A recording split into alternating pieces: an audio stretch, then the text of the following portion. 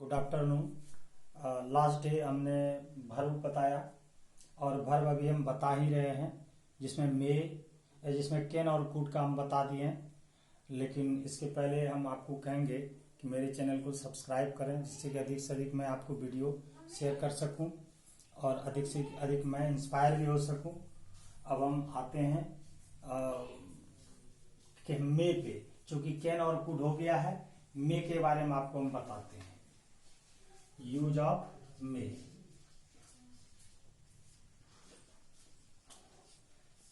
मे means भी होता है सत्ता है, शक्ति है। मे का अर्थ होता है सत्ता है, शक्ति है, सकते हैं आदि। पहला इसका यूज है कि अनुमति देने या अनुमति लेने, दोनों के अर्थ में मे का प्रयोग किया जाता है। अनुमति देने और अनुमति लेने, दोनों अर्थ में मे का प्रयोग किया जाता है।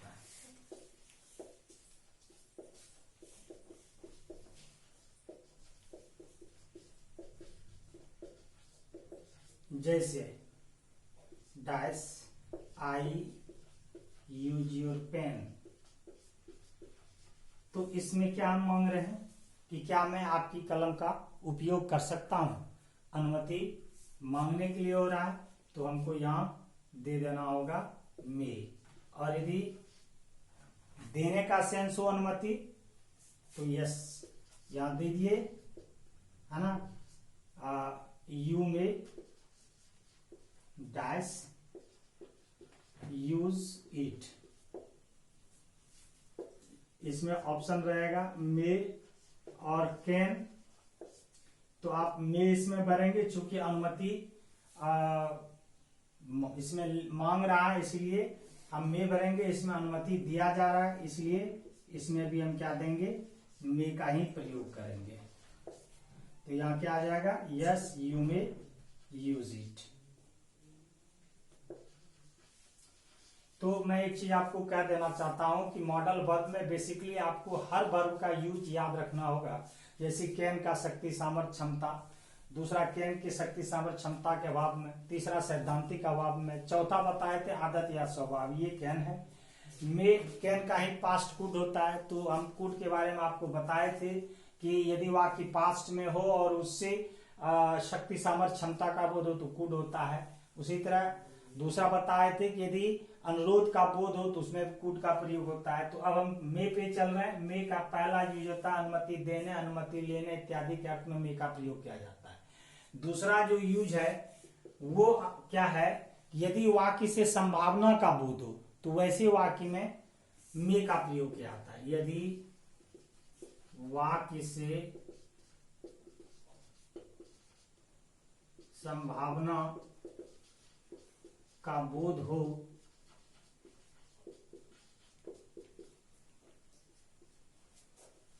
तो मे का प्रयोग किया जाता है। मे का प्रयोग किया जाता है।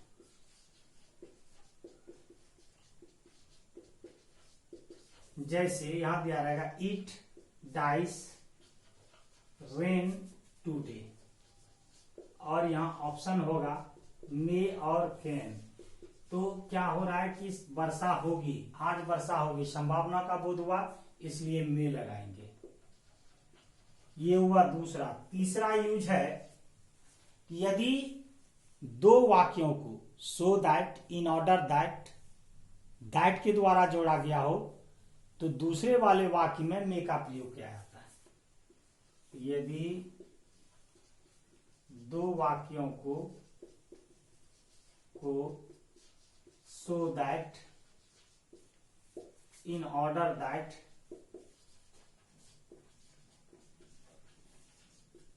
या दैट के द्वारा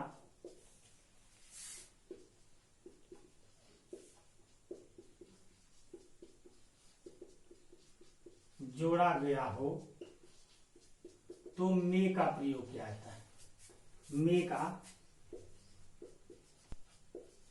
प्रयोग किया जाता है। जैसे he works so that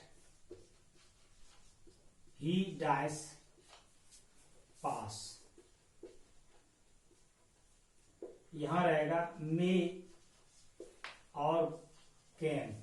ध्यान दीजिएगा, सो दैट के द्वारा जोड़ा। यदि दो वाक्य को सो दैट जोड़े, इन ऑर्डर दैट जोड़े या दैट जोड़े, तो दूसरे वाक्य नेक्स्ट वाक्य में क्या लगाएंगे? मे लगाएंगे। और कॉमन एरर यदि लेना रहेगा तो इस जगह कैन दे देगा, तो समझ जाइएगा ये वाक्य मिस्टेक है। तीसरा जो चौथा है कि ऑप्टेटिव सेंटेंस। ऑप्टेटिव सेंटेंस मतलब वह ऐसा वाक्य, सेंटेंस के 5 भेद आपको पता होगा। Assertive, interrogative, imperative, optative, exclamatory. तो जो ऑप्टेटिव सेंटेंस, जिसकी हिंदी की आप कहते हैं इच्छा सूचक वाक्य, जिस वाक्य से इच्छा, आशीर्वाद, कामना इत्यादि का बोध हो, तो वैसे वाक्य में मे का प्रयोग किया जाता है। जिस वाक्य से इच्छा,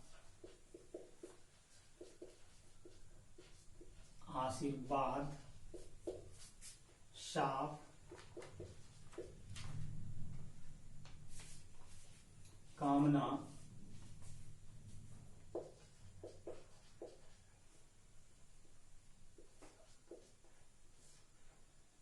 इत्यादि का बोध हो,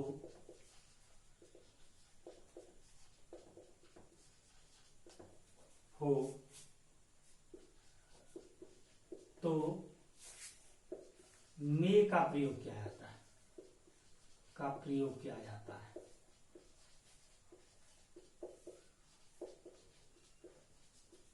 और यदि ये आपको याद, मान लीजिए कि ऐसा वाक्य है, बहुत जैसे ऐसे बच्चे जो कि सेंस नहीं समझ पा रहे हैं, उनके लिए मैं बता रहा हूं कि यदि इसी तरह के वाक्य में नॉट ऑफ एक्सक्लामेशन मार्क्स आया हो तो समझ जाइए, तो इसमें क्या आएगा? मे आएगा। और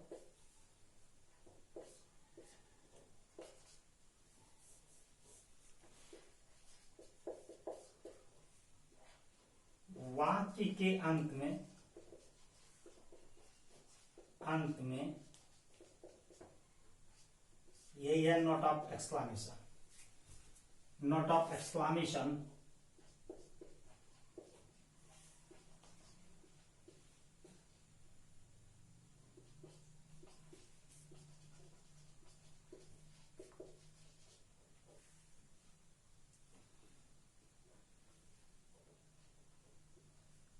नोट ऑफ एक्सक्लामेशन आया हो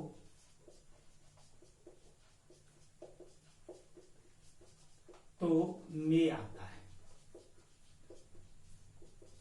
जैसे गॉड डैश सेव यू, यहां दिया रहेगा ऐसे, और ऑप्शन के लिए रहेगा मे और कैन। इनवर्स स्टेज, यदि कोई विद्यार्थी इसके सेंस को नहीं समझ पाए तो कम से कम इस संकेत को देखना चाहिए। ये चिन्ह यदि रहा वाक्य के अंत में, तो हमको क्या लगा देना होगा? मे लगा देना होगा इसमें। और यदि कॉमन एरर लेना रहेगा तो यहाँ गॉड कैन सेव, तो ये वाक्य गलत है। क्यों? इसमें कैन का यूज नहीं होता है, इसलिए कि यह वाक्य ऑप्टेटिव है, इच्छा सूचक वाक्य, इसीलिए इसमें मे आएगा। तो ये आपका हुआ टोटल मे का यूज, जो हम बता दिए। मे जिसका अर्थ सक्ता शक्ति, भर्व है तो सक्ता शक्ति, अब मे जब नाउन है तो मई आप जो कहते हैं। क्लियर? अब इसके पास्ट रूप पे हम चल रहे हैं, वो ध्यान दीजिएगा।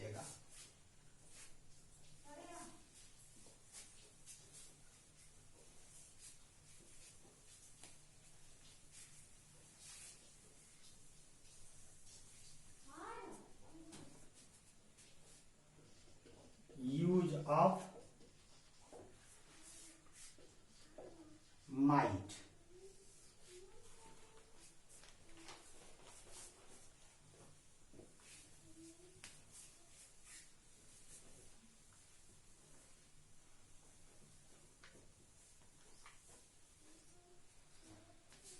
माइट मे का पास्ट रूप है, जिसका अर्थ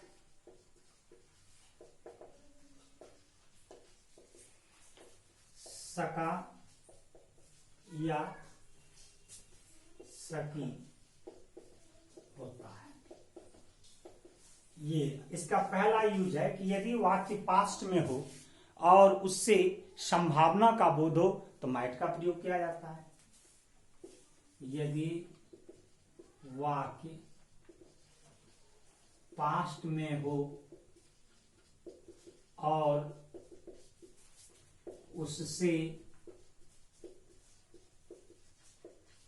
संभावना का बोध हो तो माइट का प्रयोग किया जाता है।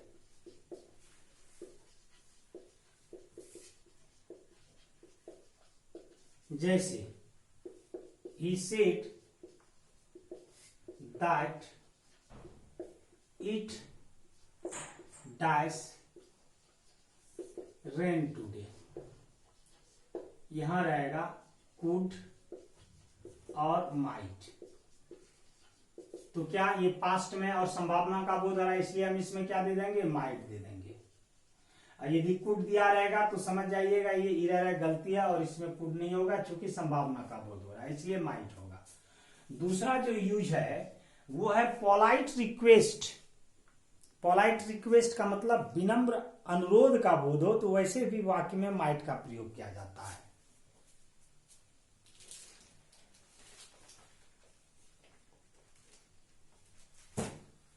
यदि वाक्य से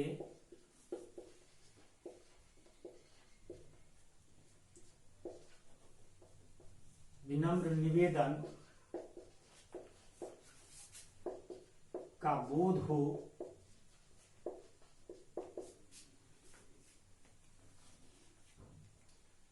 तो माइट का प्रयोग किया जाता है।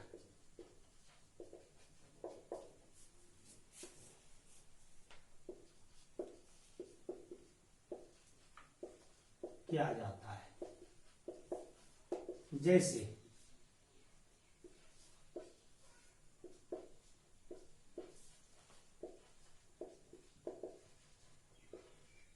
यहां रहेगा माइट और शुड। तो क्या हो रहा है कि क्या मैं एक प्रश्न पूछ सकता हूं, अनुरोध का बोध हुआ इसलिए हम इसमें माइट लगा देंगे। Might I ask A question, तो माइट का ये यूज हो गया जो मे का पास्ट रूप है। तो कैन हो गया, कुड हो गया, मे हो गया, माइट हो गया। अब जो हम चलेंगे वो नेक्स्ट यूज आपका होगा शैल का। और ये सारे यूज, इसमें ज्यादा कुछ नहीं, आपको बेसिकली आप पढ़िएगा मैन्युटली से, और इस पर जो बेस्ड प्रॉब्लम होगा वो आप बनाइएगा, क्योंकि 12th में ये जरूर पूछेगा। और ये हम बोल दिए कि कॉमन एरर भी है, इसको ध्यान से देखिएगा। और रही जहां तक सवाल हाउ टू ट्रांसलेट को, हमने बोला था कि हाउ टू ट्रांसलेट हम बनवाएंगे। कुछ विद्यार्थी ऐसे हैं कि जूनियर ऑक्सफोर्ड से बना रहे हैं, हाउ टू ट्रांसलेट से बनवा रहे हैं, लेकिन हम जूनियर ऑक्सफोर्ड नहीं, हाउ टू ट्रांसलेट ही शुरू करेंगे। तो इसके लिए हम मंडे को सोचे, मंडे से शुरू करेंगे हाउ टू ट्रांसलेशन। और इसके लिए एप्लीकेशन भी देना है और प्लस हमको ट्रिक बताना है हाउ टू स्पीक। तो अब हम चल रहे हैं यूज शैल पे।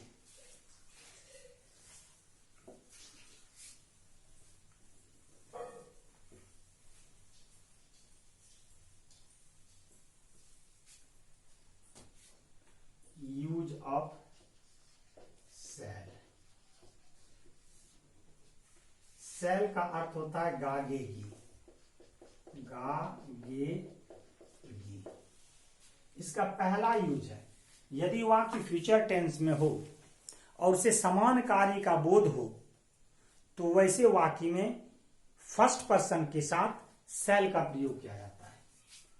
यदि वाक्य फ्यूचर में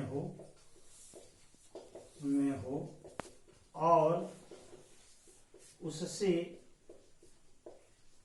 सामान्य रूप से कार्य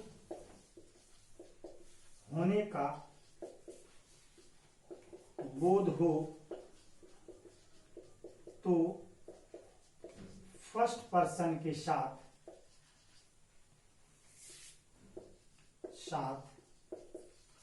शैल का प्रयोग किया जाता है।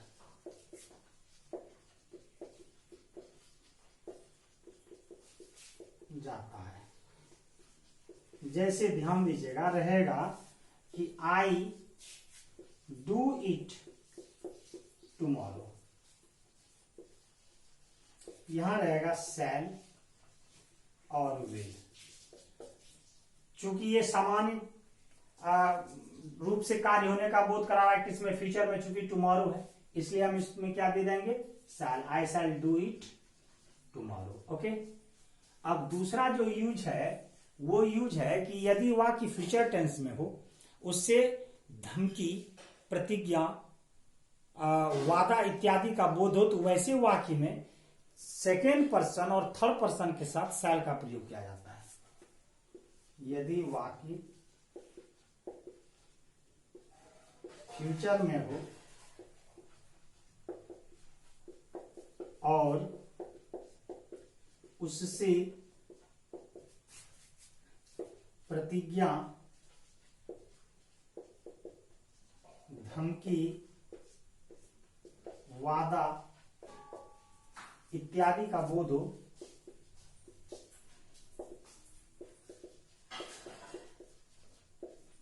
तो सेकेंड पर्सन और थर्ड पर्सन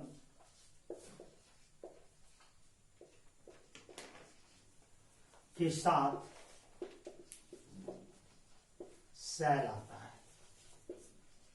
जैसे ध्यान दीजिएगा, डू इट और यू डैश पनिश्ड, यहां ऑप्शन दिया रहेगा शैल और विल, जबकि आप सोचेंगे कि यू के साथ विल आता है, विल लगा देंगे, लेकिन ये मिस्टेक होगा। क्यों? इसे करो नहीं तो तुम्हें दंडित किया जाएगा। यानी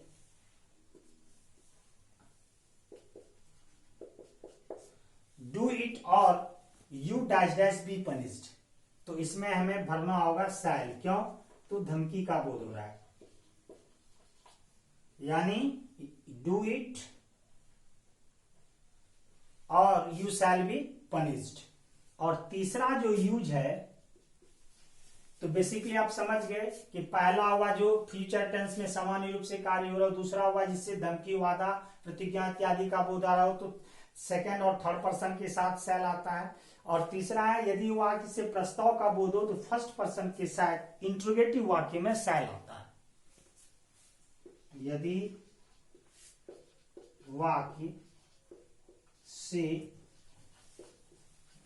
प्रस्ताव का बोध हो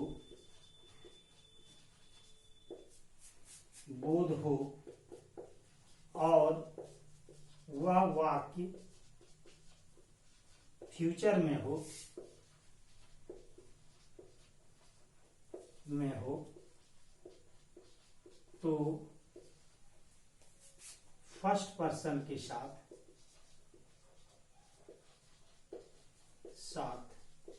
शैल आता है। ये आपका लास्ट यूज है।